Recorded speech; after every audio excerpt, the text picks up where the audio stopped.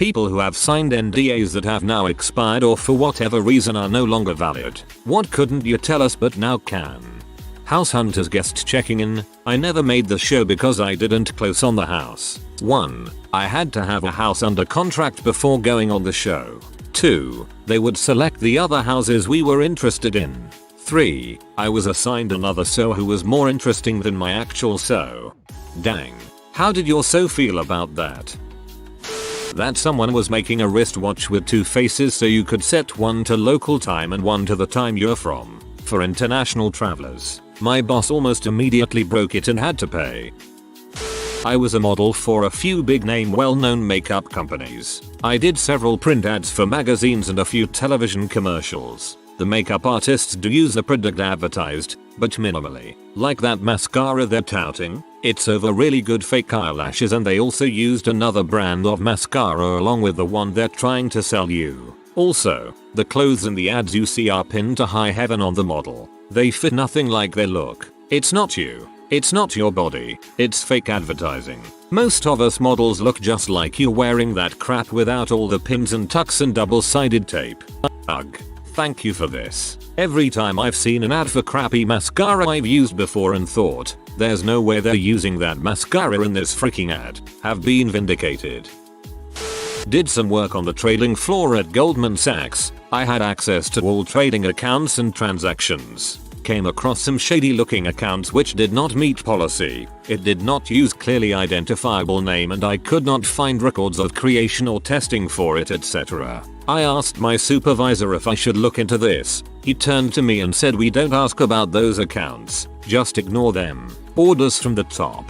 Trading account creation is a long and detailed process that requires formal approval from multiple lines of management. These accounts circumvented all that and were basically anonymous with no trace. They were also trading high volume, and I was told to accept and ignore them. I feel like the SEC should have been told about this. A friend of mine got a job at a prominent local distillery that makes an extremely popular flavored whiskey. They literally buy whiskey from a third-party distillery and dump Torani flavoring syrup into it. One of my friend's brothers was on the MTV showroom Raiders. Everything in the show is staged. All of the items that they would find were planted. At the end of the show, the prize was not a date with the girl that he picked. He just got her phone number. Saw the new Ferrari hybrid tech by employee error and couldn't speak or mention it until today as they launched a new hybrid model. I can now tell you that Ferrari intends to have a car with 3 hybrid motors and that's pretty much it. Amazon made me sign one when I worked with a company that painted their airplanes before the public knew they had them. I did the FAA paperwork. I was literally only one of like 7 people to see their airplane fully purple with their logo on it. I was actually taken off of the project for a day because they thought I lied about not having a Facebook. They meant business. I signed an NDA once when I was an extra on Mortal Engines. If you watch the movie, you'll learn more than I did on set. I watched the movie, understood nothing, so. Not me, but a guy I know was on cash cab. A lot of it was faked. He was told he would be on a travel food show and would get picked up by a fake taxi at a certain location at a certain time. There were camera crews all over outside the taxi and there's no way on earth you might mistake it for a real cab. I always assumed that the contestants knew they were going to be on cash cab and their surprised reactions were all faked. If this is true, it's actually a pleasant surprise.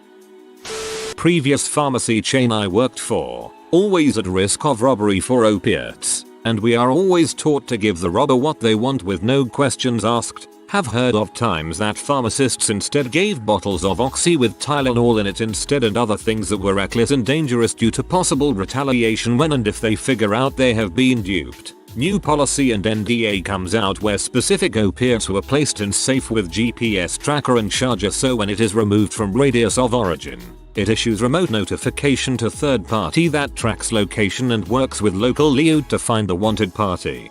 Respectfully, this isn't the kind of thing you should be saying. That's not an evil company secret, it's a fricking keep pharmacists alive secret.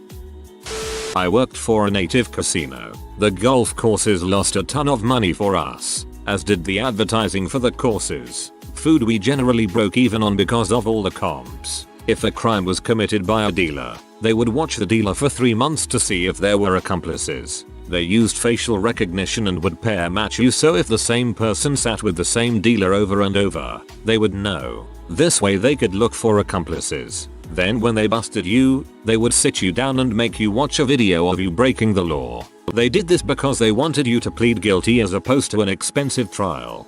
Anyone in the golf industry could tell you the first part is absolutely true, even though the golf course increases the value of everything else nearby. Such a weird duality.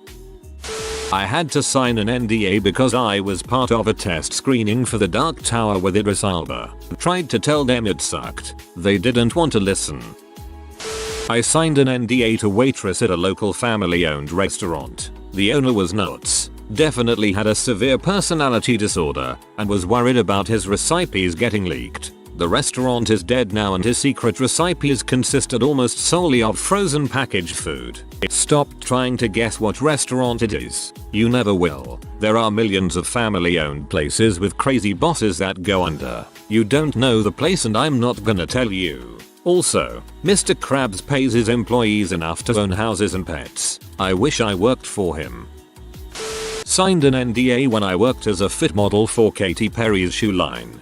Basically, a fit model is used for their good proportions to test out the fit of garments. I'm a solid size 7.5, so hooray for being average. I was hired on 2 occasions and got to hang out and give her my opinion on the fit, feeling, and comfort of different shoes. Didn't think she'd actually be there, but both times she was present and totally running the show. Super nice woman in person and remembered me when we met again. Also, she apologized for making me wait so long, which I thought was nice. It was a late night meeting as she'd just wrapped shooting a music video. Her dog is really cute too, and I got to save it when it got stuck behind a wall panel. I know someone who edited one of Katy Perry's music videos and they said she was really put together, easy to work with, and reasonable, whereas the record label execs were a pain in the butt. D&D 5e had a kick-butt online character builder that made character creation a breeze. It listed all of the possible skills etc per race and class that was intuitive and made theory crafting for characters easy. Personal conjecture, they canned it because it took away from the pen and paper aspect of the game and they were afraid with an online tool it'd take away from book sales. There are still some pretty amazing fan-made ones out there. Worked for a short time as a QA tester at EA, and wasn't allowed to talk about the game I was testing, the console port for The Sims 4. There wasn't really much to talk about, but since the first few versions were basically just running the PC version on a console, there were a lot of bugs with it. One of the worst was a lighting bug we started referring to as disco mode, since it caused a bunch of multicolored squares to show up on everything at night or in dark areas. In 1990, I signed an NDA at Chili's when they showed me how to make their new Awesome Blossom. No other restaurant in town had anything like it and it was hugely popular at the time. Worked at a matchmaking company. It's all balls, it's just throwing darts at a wall until something sticks. There's no science or magic to it all. I didn't work for our internet matching company, so they may have a different process. What we did was get a paid client and set him up on dates. The dates we found were from a pool of women and we would just keep picking one after another. I quit because I felt like the women were just being used, and I became uncomfortable profiting off of people's hopes. They very much play up on finding your true love and it's a process. Blah blah. They'll very much play up the fairy tale romance. It did change me. I don't really date anymore because I don't trust the true intentions of people anymore. I became very jaded to dating after all of that.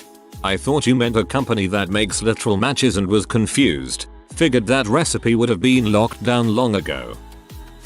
Kraft Macaroni and Cheese are coming out with a more modern and upscale version to expand their market from lower income folks to higher income folks. It is almost entirely the same product as the 69-cent blue box. It will have a lighter, less orangey color. They will be sold as shells and not macaroni. The box will be shaped differently, and it will go for $2.50 or more. Stated to be released by 1995. Maybe I'm lower class, but I like it when it's more orange.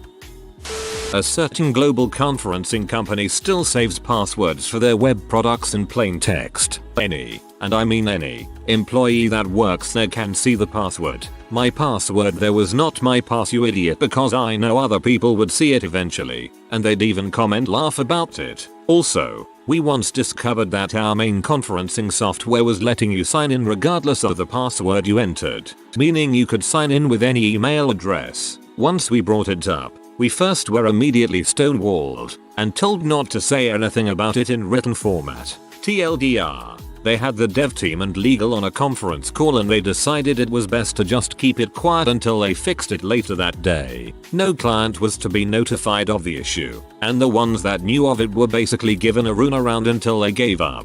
They also added call spoofing to the software. They called it something fancier, but it was call spoofing. You could make a call and make it appear from any number you wanted. My team raised this concern many times, but were counted with no one will actually use it for that. That place was a goldmine of security risks. Good ole go-to meeting. There is going to be a Capri Sun sports flavor in roughly 2003. I was a taste tester for Kraft Foods when I was 10. We didn't sign an NDA but it was supposed to be a secret. They expected you to share it with all your friends to generate grassroots hype. You failed them. Sony got hacked over that North Korea movie because of a 5-year-old account they didn't delete or monitor from an ex-employee. Mini Cooper BMW replaced our car because the high pressure fuel pump failed 6 times within 6 months. However, the recorded reason for the replacement of the car was because of stained interior from dirty mechanic hands, so it wasn't replaced via the lemon law. My boss got drunk at a conference and tried to get in my hotel bed. She forced me to share a room with her and declared our room pants free after 9 p.m. She got drunk at a baseball game and tried to switch shirts with me in front of co-workers and clients, and when I quit because of it she left me a message saying you're just a 22-year-old little b and it wasn't gender-based harassment because I'm a woman. Like she forgot that lesbians existed and that she was one, not like a closeted one, a full-on had a wife lesbian. I was fine just leaving the company but the phone call pee me off. I was 22 but apparently not as much of a little b. They settled within 2 months for a full year's salary and lawyer fees. ETA. Sorry if it wasn't clear, I'm a woman, which is why somehow my boss thought her actions didn't count. Google doesn't hire direct support employees. They open small projects in the US. Hire up to 250 contract employees of varying support positions for the project. Once they get the stats needed to run everything efficiently, they have mass layoffs and outsource their jobs to a country, Philippines, India, that's willing to accept much less than their US counterpart. At the same time, Google rakes in a huge tax cut because they're creating jobs in the local communities. Yes, this includes YouTube and YouTube content review. When I was a kid, I visited the dentist for a cavity. While there, the dentist slipped while drilling my tooth and drilled a hole under my tongue. My mom saw me tense up, and my dentist said, "Oh, nicked her there a bit so you might see a little blood." I got home and after an hour, my entire neck was swollen up like a frog and my voice was squeaky because of the air pressure. A pocket of air was pressing against my heart. Dirty air, at that, because of the bacteria in my mouth. I was admitted to the hospital as a code 4, with a code 5 being dead.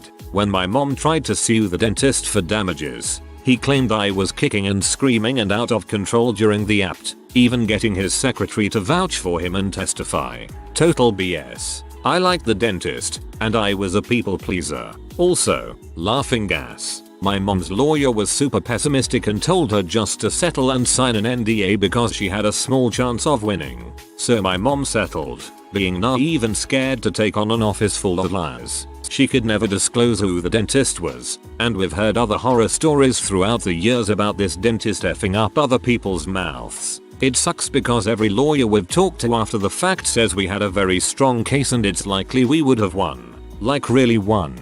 I had a family member really win in a lawsuit, and they weren't happy with the outcome either. Lawyers for their side took 1/3 of the money, and most of the rest was spent on medical costs. Honestly, as long as your medical costs were covered, don't be disappointed. You probably wouldn't have gotten lottery levels of money from it. I'm pretty sure the company is bankrupt now, since it's been almost 15 years and the product hasn't seen the light of day. I was interviewing with a company that was working on a new design for a public toilet that was going to change everything. It consisted of the following. 1. A pair of toilets, back to back. One would rotate up into the wall, where it would be thoroughly cleaned, and then rotated back down so the other, recently used, toilet could be swung up into the wall for its turn in the washer. 2. The toilets wouldn't have the traditional water pool, but would instead have a conveyor belt that would carry the poo, and whatever else, back to an open pipe, clog free. I quickly saw that this product was going nowhere, so I declined to work for them, but sent them a 2 or 3 page email about the pitfalls of the design. 1. What happens when the auto swapping toilet machine accidentally activates while someone is on the loo? 2. How much more expensive will this be than a regular porcelain John? 3. How hard will it be to retrofit all of the machinery and plumbing for the auto wash into existing architecture? 4. How do you intend on cleaning a conveyor belt that has been exposed to human waste, plus whatever other trash that gets put down onto the unit? 5. What will an open vent to the sewer smell like if you don't have the water separation like you do with a regular toilet? I'm not really sure if what I saw was declassified or expired, so I can't give specifics. I participated in arming and training some militia groups in Iraq to fight ISIS that had highly questionable motives and very little vetting done on them. I'm pretty sure that if we didn't need the cannon fodder for the siege of Mosul, that we would probably be bombing and drone striking some of the groups that we were busy passing out guns to. Also, I once had an IED dog alert on a truck that had a highly concerning amount of brain matter in on it. I mean, yeah, any amount would be suspect, but there was like 5 or 6 people's worth of brains there. I've seen head pops and know how much brains get around, and there was a lot more than that present. We had dragged him from the vehicle and were preparing to conduct a more thorough search. We were ordered via radio to stand down and let the guy, who was eerily cheerful about driving a truck plastered from bed to hood in human brain matter, continue on his way. He gave me a pack of smokes, smiled, and said he took no offense to our search and understood how troubling the situation must appear, that he felt that we were welcome guests in his country, and that he hoped we had a nice day, then drove off. No freaking clue WTF that was about. Yes, giving guns to randoms and hoping they are on your side. I used to work for a company in the Middle East that provided relocation services to people in America. We represented 3 main companies under 9 different names, which changed every so often when the reviews got really bad. We had receptionists whose main task, aside from damage control, was to write a few extremely positive reviews for each company every single day in order to counter all the negative ones. I worked in sales. Our job was to catalog everything our clients wanted to move and then provide the best possible price while lying through our teeth about the service itself. We promised professional movers who had all the necessary training and tools for the job, great prices, quick deliveries, you name it. On moving day, the movers who showed up were often in unmarked trucks or ones with completely different names and branding on them. The workers were often immigrants who were paid under the table and had no experience whatsoever. The deliveries themselves often took a long time and items were often lost as multiple moves would be stacked into one truck without much labeling of items or categorizing in general. As mentioned earlier, we changed company names fairly often as the negative reviews and bad press stacked up. Moving is a toxic business, and people will always try to undermine and cheat. This is something you should never cheap out on, as the money is well worth the comfort of knowing your move is in good hands. If you are moving, I recommend finding a company that is local if possible, so that you can meet the people who represent it and see that their business is legitimate. More importantly, they will be able to send someone to survey your belongings and give a more realistic quote and time estimate. Even if it costs much more than the quotes you receive online or from salesmen, it is well worth the peace of mind on an already stressful venture. I worked as a chef at an addiction treatment facility that went under. Everyone was ripped off by the counselors. No ton. You didn't sign in with $1,000. You had $700. You are still a junkie and nobody trusts you. Everyone thought they were big shots, but it was mostly low-level Canadian politicians, strung out soccer moms, and the stepdad of the singer of a universally hated musician. My dad did some top secret contract work for the DoD back in the 1960s. and he signed a lifelong NDA as part of that job. He's dead now, so I guess it's safe to talk about it. The thing is, he never did break the NDA in any context. The strange part was that the NDA specifically prohibited him from using certain words ever again. The trouble is, some of the words are common vocabulary and it became obvious over the years which words he did not use. Words I know he could not say, because he would find other ways of saying them instead, included ball, balloon, briefcase, bomb, and nuclear. It would have made more sense for him to just say there's a balloon, instead of there's an inflatable latex object. But you gotta do what you gotta do. Eventually he did gradually stop avoiding those words for the most part, although he would not discuss the NDA. Ah, yes, the all nuclear ball balloon briefcase bomb. I've worked with many ISPs of the past, one of which I am still under NDA for, but as for the other ones, the equipment replacement fee, divided by 3. That's how much we paid for the box versus how much we are going to charge you. If you're having a issue, something is broken and you want more money, just escalate the issue about twice for maximum return.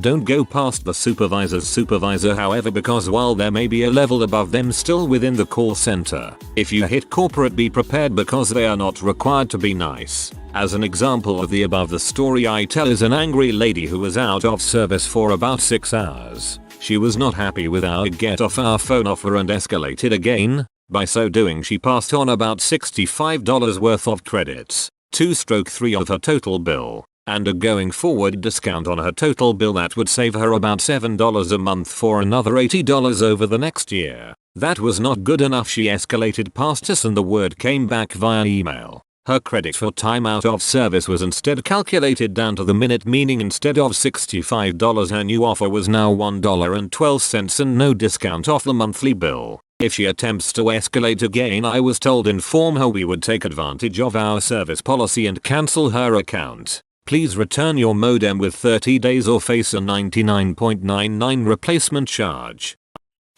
R. Kelly's lawyer was on his deathbed and told reporters R. Kelly is guilty as heck regarding his child pornography case. The NDA was still valid, but he was given a short time to live, and I guess as a lawyer, you need get this stuff off your chest.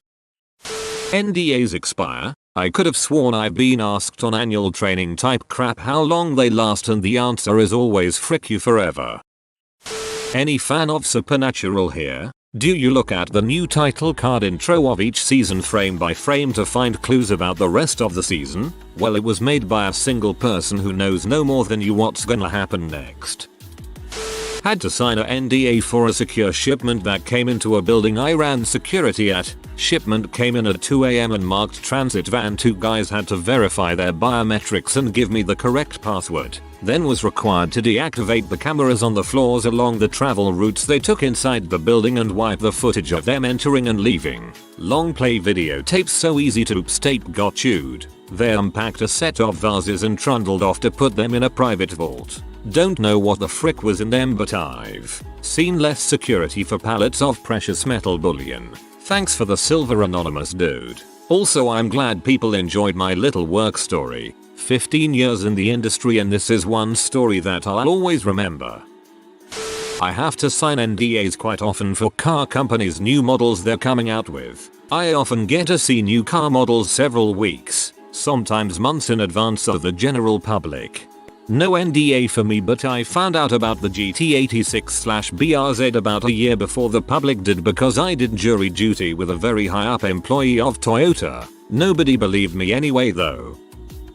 You could get free satellite TV without any hacking or hardware mods. Call up your Dish or DirecTV phone line. Add everything you want to get. Wait until it all appears on your account and you can watch it. Then, unplug all the hardware in your system and give them a call back, saying it wasn't you, or you changed your mind, or you only had it for visiting family or whatever. Take it back down to the bare minimum or turn it off completely. Wait at least 24 hours, preferably a good 2 or 3 days. Then, plug your crap back in and continue to enjoy everything.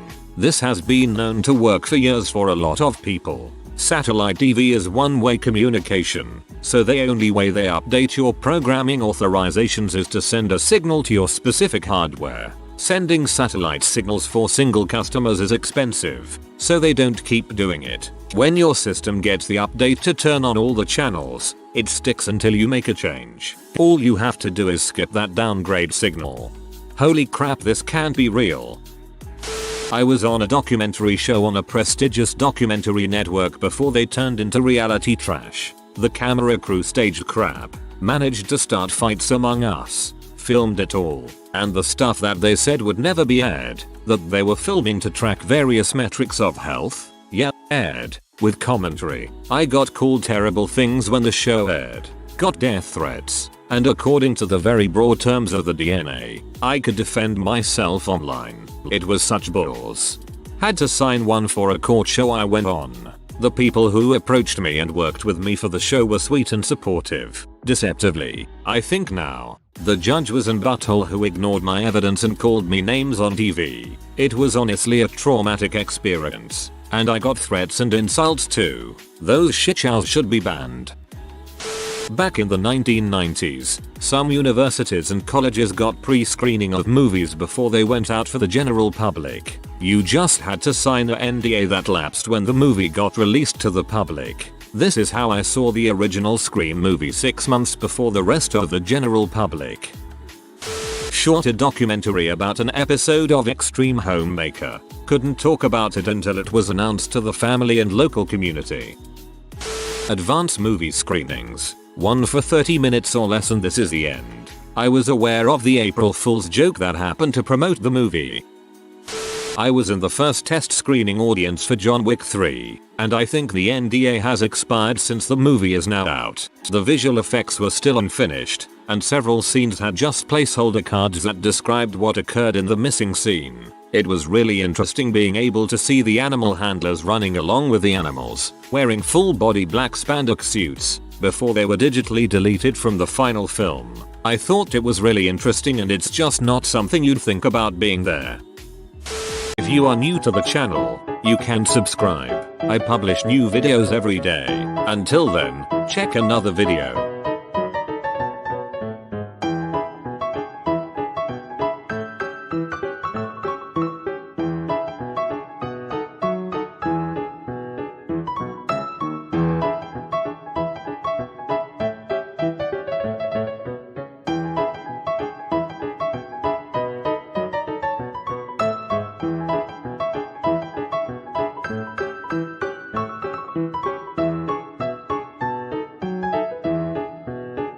Bye for now.